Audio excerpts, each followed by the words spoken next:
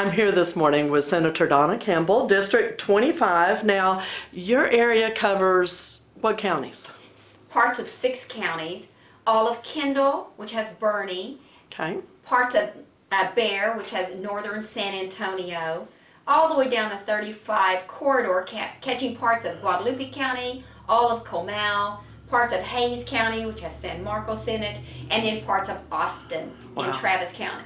Now, a lot of your district actually caught the flood a month ago. We did, and we actually had some deaths, and it was tragic, and a lot of people were displaced in their homes. But you know, the community came together to really help. The whole state came in. The state did, and I saw firsthand how our state resources help, and our agencies and our emergency management systems. And prayers went out for the folks that lost loved ones and their families. And did they ever account for all of the missing, or do we still have some that are missing? there's still some that haven't been found. That's just so tragic. But so sad. they've held memorials for those that they feel have been lost. Now, I want to kind of introduce you to my audience. Your background, you're a physician. Tell us a little bit about what you do. Well, I'm an emergency room physician, actually boarded in both ophthalmology and emergency medicine. Chose not to practice ophthalmology here in the United States. I have done surgeries in Africa, but that was 10 years ago. And I choose to practice emergency medicine. I love that. And it provides an actual lifestyle that I'm able to still do my Senate work and family work and help support a living. Yeah, well, that's important too. Yes. Why, or what, was there a particular thing that all of a sudden one day you felt like, I need to get more involved and politically? That's a great question. Yes. I actually, in 2008, when Obama was elected, I had a sense of urgency, or a calling, if you will, suddenly, of what can I do? I felt I'd been on the sidelines. I never even went to political meetings, but I felt something rose up in me that I felt I needed to do something. I didn't know what to do. I lived in a small county. I asked the county chair, what can I do to help? I thought she would say, be part of an active, be active in our local politics. She said, run against a Democrat that we had in the U.S. Congress, Lloyd Doggett. I said, okay, what do I have to do? I did. We barely lost, but I did lose. That turns out, a blessing. Others then started calling me and said, would you run for Texas Senate? Wow.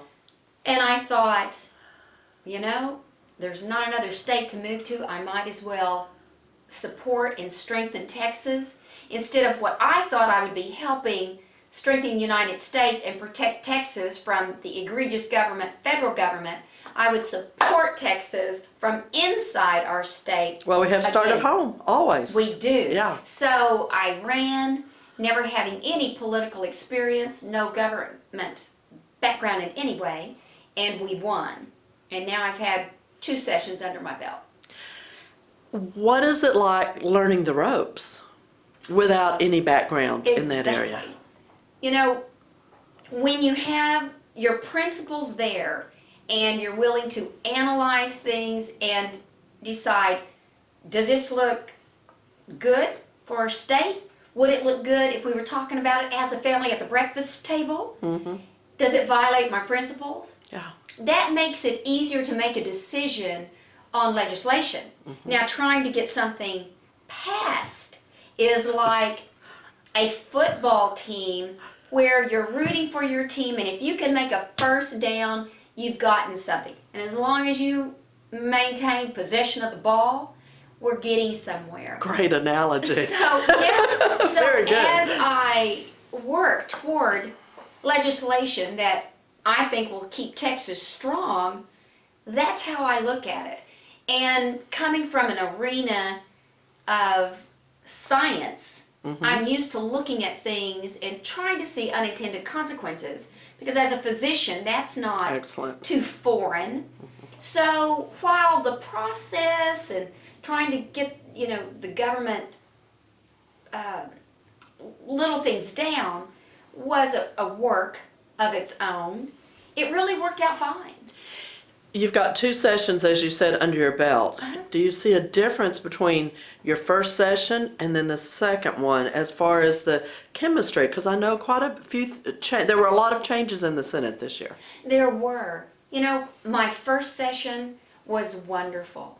And the people, no matter what side of the aisle they were on, there's a camaraderie there, which is good when you're trying to work and get good legislation through. Right. Sometimes you do have to give up some parts of it that you think would strengthen the legislation. But again, if you can get some parts of it in there, then you come back and try to strengthen it. Right. So what I felt with the first session is a camaraderie where they were welcoming me, trying to help me, if you will.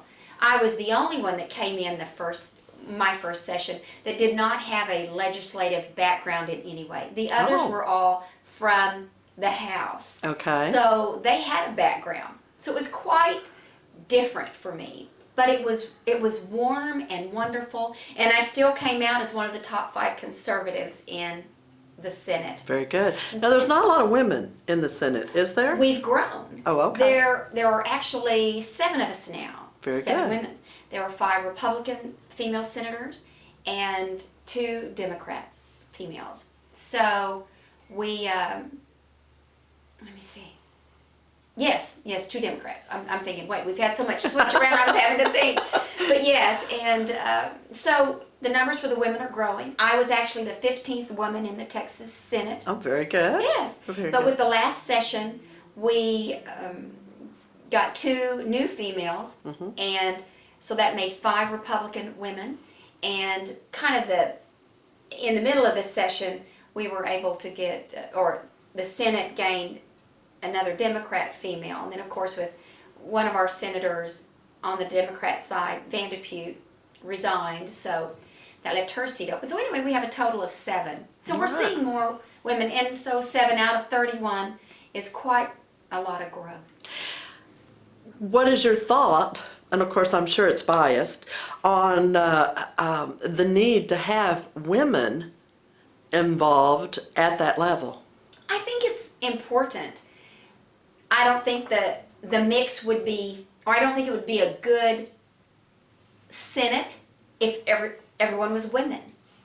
I think it provides a good mix because our state has issues that range, that affect men, affect women, affect families, and I think a good mix, legislative mix, includes both women and men. Everyone has different perspectives they bring to the table. Exactly, different perspectives, different backgrounds, different careers and professional experiences. Yeah. So to have a good mix and keep Texas strong, we don't need any one preponderance in the Senate, I think, or in the legislature. All right, you just wrapped up this session. What were some of your key focuses? Things that that they were your babies that you wanted to get through? Right. Well, I had some successes I was happy about, and then some that we got part way through, which I was happy about, disappointed because, didn't cross the goal line and will have to come back. And some that couldn't even get it to the floor, but that are very important, and I think important to Texas. So starting with those that I am happy we made it through. We did a lot. I'm the chairman of the Veterans Affairs and Military Installations. Very good. I was very honored to have that position and to have that position. So we got a lot of legislation through to help our veterans and help get them into the workforce quicker and moving into the civilian workforce quicker and giving them credit for what they've done in the military. Trying to help our military. So for me as Veterans Chairman, that meant a lot. And so there are multiple bills that we worked on and we did get through. Something we got through that I think is important that may not on the outside look conservative, and I think you know by now just in our brief conversations I'm very conservative. But we passed and it was my bill, part of the governor's agenda, was to have a quality pre-K. Okay. So that costs money, and like me, I thought, we don't need more money thrown into pre-K, because what are we getting out of the money that we have in there now? What age group did that involve? On that 4-year-olds. 4-year-olds, Four, no and threes, just fours. Correct. Okay. So whenever somebody like me says, well, what are we getting out of our pre-K right now? Why should we put more money into it? That was the key. As a conservative, I stepped back and I said, well, what are we getting for our money? We put in $750 million a year in pre-K. Wow. What are we getting out of it? There's no way to measure whether the children are gaining from pre-K. We don't require specific pre-K qualifications on the teachers for pre-K. There's nothing asking the parents, trying to have an incentive out there to get the parents involved. Can't force parents to have a culture of education within their home. Right. But is there something that pre-K and schools can do to engage parents? And there was nothing out there measuring the data to see how well do those children really do. So how does that come involved? So what I did, I passed a bill and worked hard on it that added $60 million more money into pre-K. But in order for the schools to opt in for this, it's a high quality. So it made more demands on the qualifications for the teachers. Okay. It asked for the children an assessment tool to find a way to measure children's growth. The schools needed to have an initiative to engage the parents, and we're measuring data. And it's going to be looked at again to see if we really make a difference. And all of that is rolled into the $60 million. So a conservative would vote for, you know what? I can't get rid of the $750 million right now being poured into pre-K, but I can add a little more and say, you're going to do this so we can make sure we're giving it our all. And then if we don't, and we get data back and it measures that we're not making a difference, Right. then we can go back and say, we don't need to be putting in all this money for pre-K because we're not seeing a good measured outcome. So is a couple of questions that come to mind. Is the pre-K 4 now a required? No, it's still Okay. an opt-in. Okay. It's an option in for schools to get the dollars, the added dollars I talked Right. about. They have to opt in, and when they opt in, they're opting in. Their teachers have to have the additional coursework Okay. and education, and they have to complete all these conditions Right. that we brought on. Sure. And that, being a conservative is not always about just saying no, even though there's a whole lot we just need to say no for so that Right. the government doesn't grow and that we can limit government. But this is saying, okay, this genie's out of the bottle and we pay an awful lot of money, $1.6 billion every 2 years. So what, $1.2 billion. So why don't we put some conditions on it to make sure the quality is there? That's good. I appreciate that defining of that, because one of the things I personally was concerned about was with the pre-K 4 is basically being a paid daycare. Daycare. Yeah. Exactly. Yeah. And to tell you the truth, that's what I saw. I thought, well, is that what we have out there? We don't know. We're putting in $750 million a year, and we don't know So what we're so getting. this is good. So this is allowing us to drill Monitor. down into what are we doing with the $750 million a year.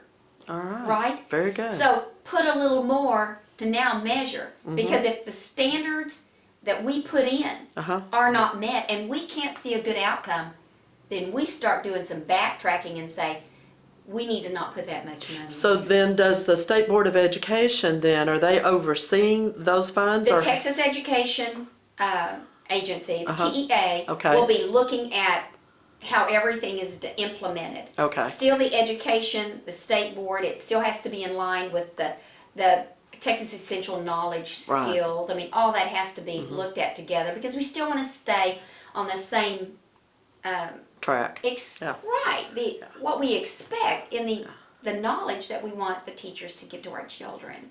So that is something I worked hard on. We did pass. Okay. Had to take a lot of heat for that. But I think it's because, like you said, unless someone hears the explanation about it, Absolutely. they don't know why we did that. Right. But ask someone, what do you get for the pre-K now? Yeah. They can't tell you. Wow. So let's add some quality there. Yeah. Another thing that, we got gun signage, for instance. I am very pro Second Amendment gun rights. Yes. And, agency, government, private property, you can put up a sign, whatever you want, no guns allowed. But government entities, political subdivisions, would just put up a sign that said you can't carry here. Well, you can carry there. So I passed a bill that prevents them from just putting up a sign arbitrarily, Oh. restricting our Second Amendment rights. So that was very good. All right. We, let me skip on to some that we did get passed Okay. out of the Senate, but we didn't get all the way out, and that was annexation. An annexation bill. Worked hard on that. We may choose to live in a bedroom community outside the big city, still pay sales tax when we go into the big city, but sometimes the big cities, they're just annexing without our permission. And I had an annexation bill that allowed the city or the area that was going to be annexed, you had to vote for it. And the people had to want it. Very good. Got it out of the Senate, but it died in the House. Very good. Will that be a bill you'll bring back? Absolutely. Okay. I'd love more information on that to share Yes. because we need. That's important. Yeah, that's an excellent bill. So, did that. But it got out of the Senate, didn't get passed in the House. I will be bringing that back up. All right. Another bill that we got out of the Senate, and again, all these are not just easy breezy. Yeah. I had American Law for American Courts. Yeah. That, had some delay because you have to get enough people on board Yes. to know it can come out of a committee in order to even bring it up and have a hearing in the committee. But it's a bill that I filed, we got heard, we got it out of the Senate, and again, it died in the House. So that is a bill that needs to come up again Yes, it because does. it's important. Yeah. So I was proud we got it out of the Senate, but again, it has to have some help getting through the House.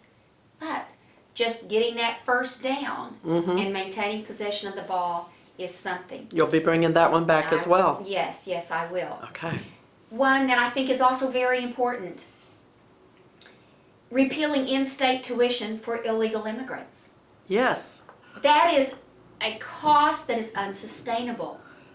And 14 hours I listened, and the chair of the subcommittee, Border Security, Brian Birdwell, Senator Birdwell, Chairman Birdwell, we had 14 hours of testimony in our hearing on that for people that would come up and say, I am undocumented and I am unafraid.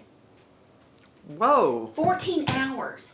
They were all college kids. Almost all of them were college kids from UT. Wow. Well, so what's happening here? The bill I had did not restrict you from going to college here.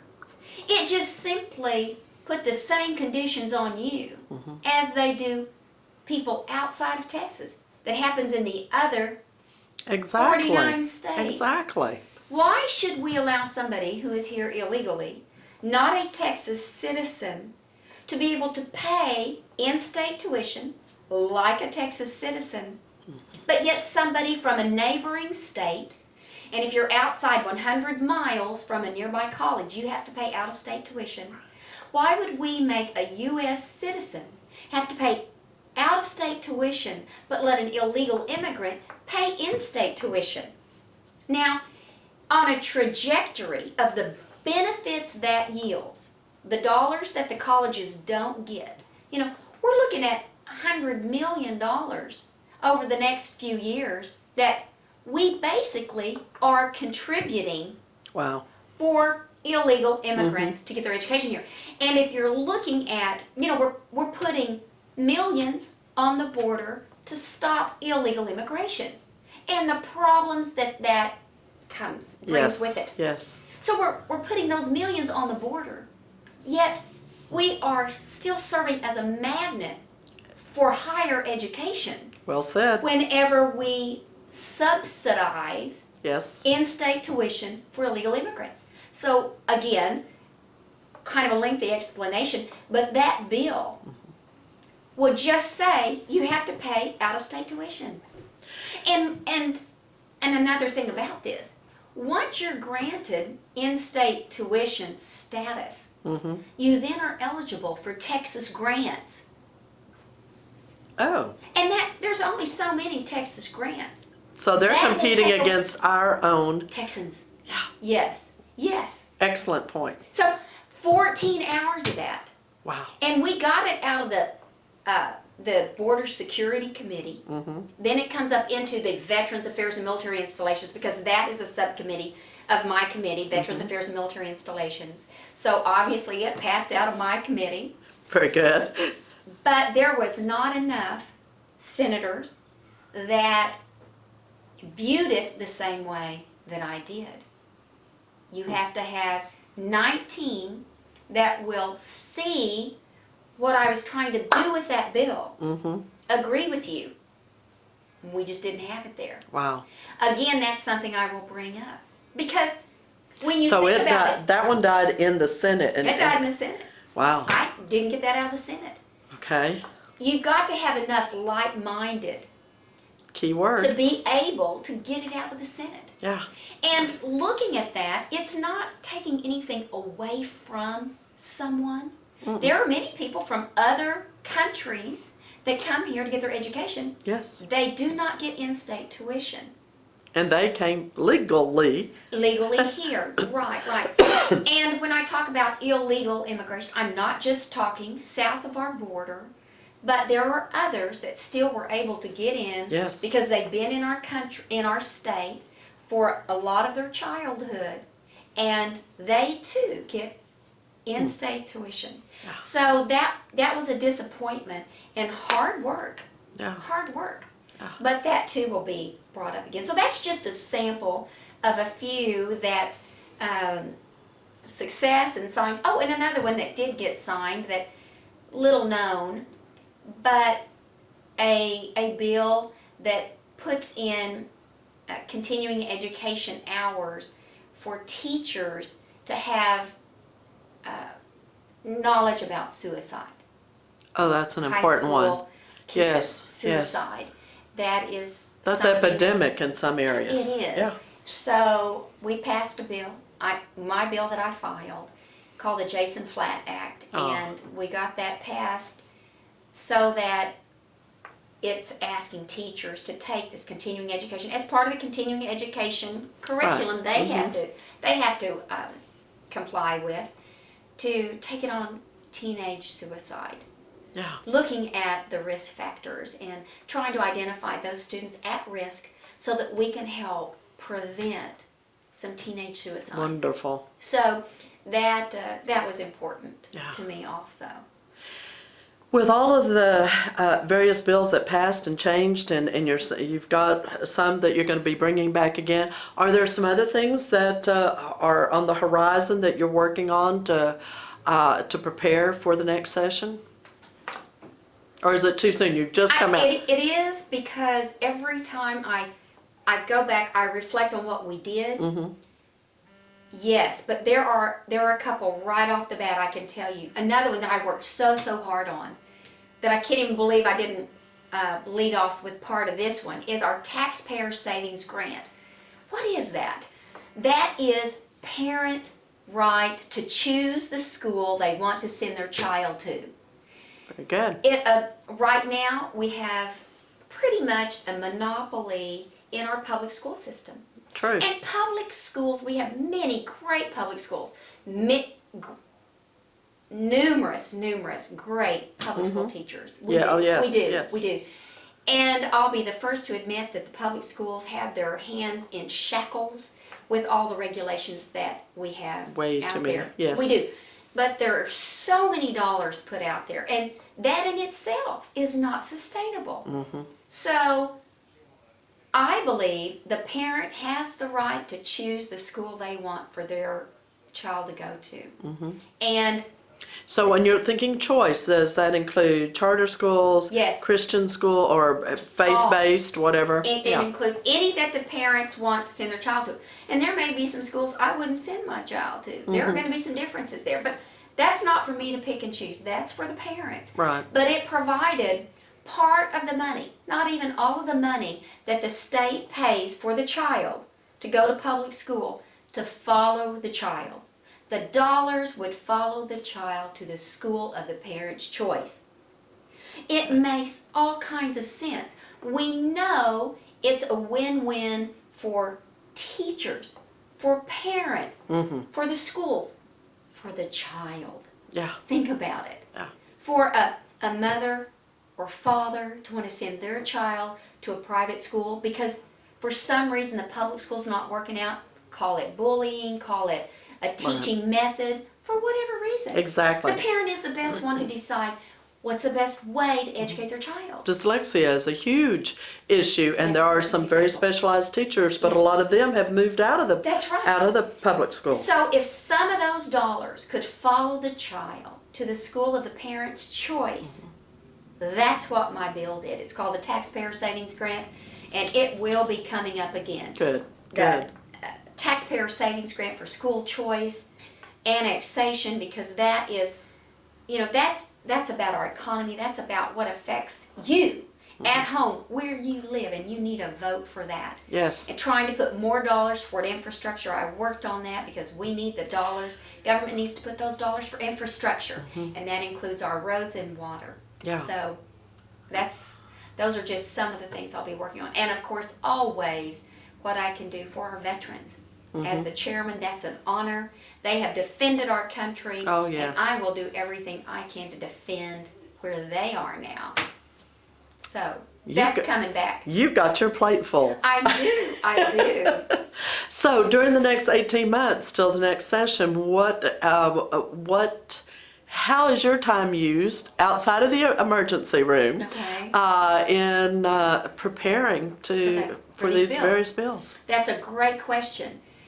Because, some of them, now I know which legislators were not on board with something. So now I go back to them and say, what parts of it can you not be on board with?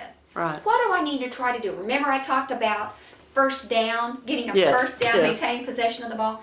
So how can I get more folks on board with the legislation? How can I explain it better? What can I do? And that's what I'll be doing over the interim with trying to get rid of the franchise tax. I think that's very important. That's an income tax on our businesses. I want to get rid of that. How can I do that? So I need to get to senators and say, what can I do to help here? Bring back the annexation bill. Try to get that through quicker. For that, I think got to have a couple more senators on board with it. Okay. But try to get it out quicker. I mean, I had to just really, try to ring in some folks to help them get on board with that. So the interim will be spent with trying to see where I can get other legislators on board with the good legislation that I feel like I've laid out as we've talked about today. Yes, yes. It'll be doing that. During the interim also, I will be going around this state talking to veterans. I don't need to be up here talking to the heads. I want to be at the table knowing what our veterans at home need. What their needs are directly. Yes, and so I'll be crossing the state Good. trying to do that. Very good. How can the constituents out there help on some of these issues? They are the actual key when you think about it. For instance, taxpayer savings grant, having the dollars follow the child. so the parent can have school choice. More people, one, as they understand what it is, contact their legislator, their House reps and their senators and say, we need you on board with this. Yeah. And then hold them accountable. Yes. You told us you were going to be for it. Well, and then follow it. And when it comes up in the Senate next time, they call their senator and say, you told me you were going to be, we need you now on it. Do we have your word? And that's what they can do on any of these bills. Another thing I just came to mind is I noticed that at the Capitol there are a lot of lobby groups there. There are.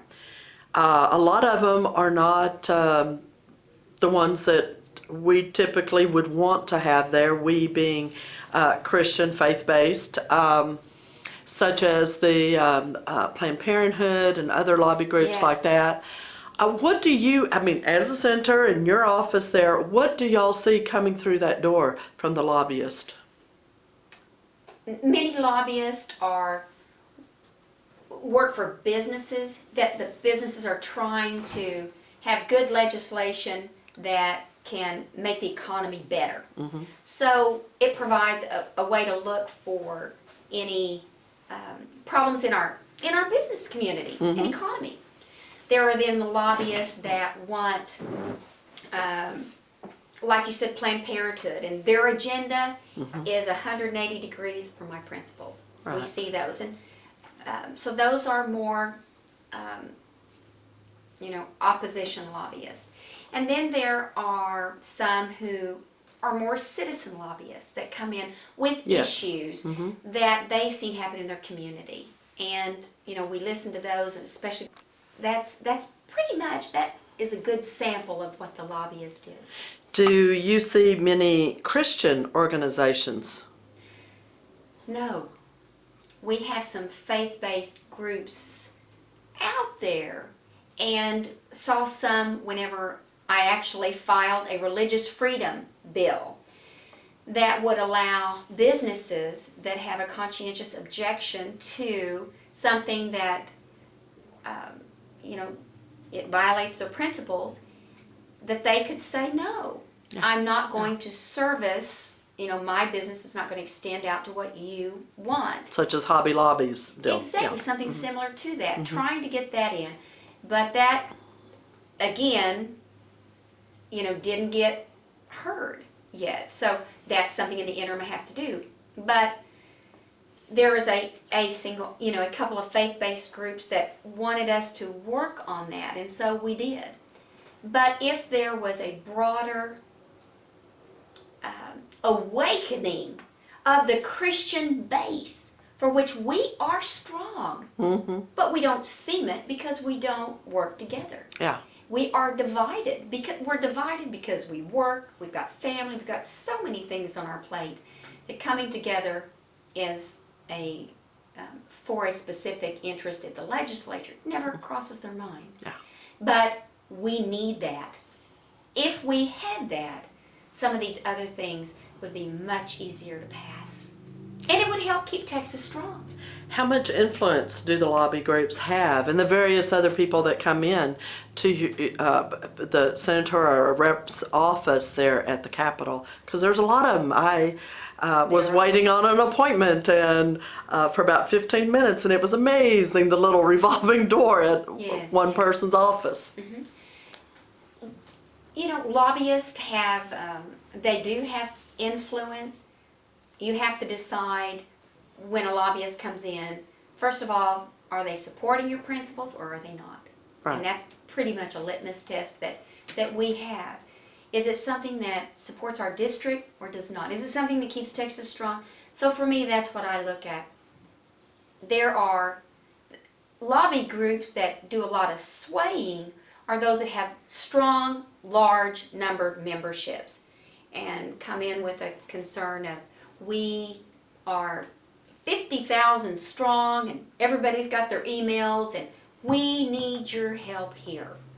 And if you don't, then we're going to let everybody know. And it's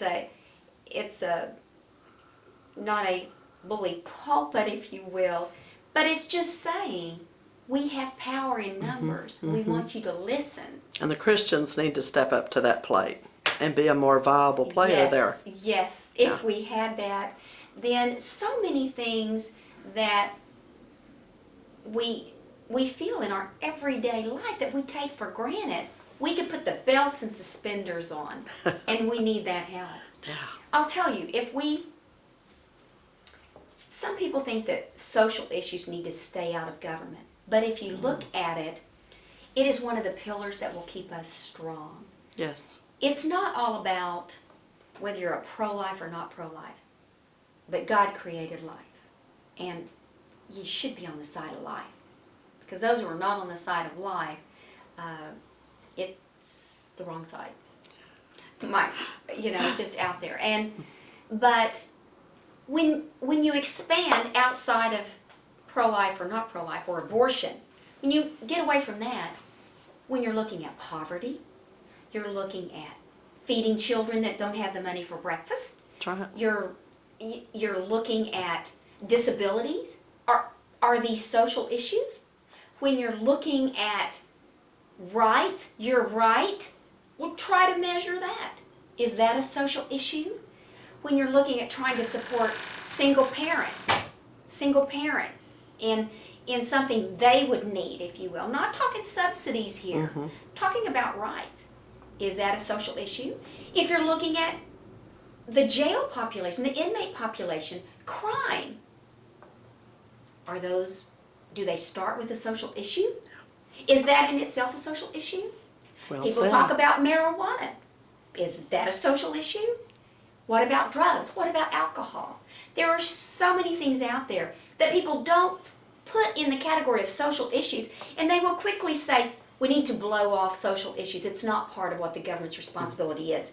But the government's responsibility, I think, is the economic, fiscal, infrastructure, things that keep our country economically stable, Yes. our military support, and the social issues of the day. Education is truly, I believe, one of the social issues of the day.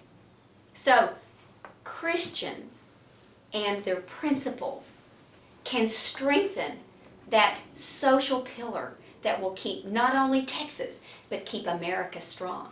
And we need to grow that base. That's very well said.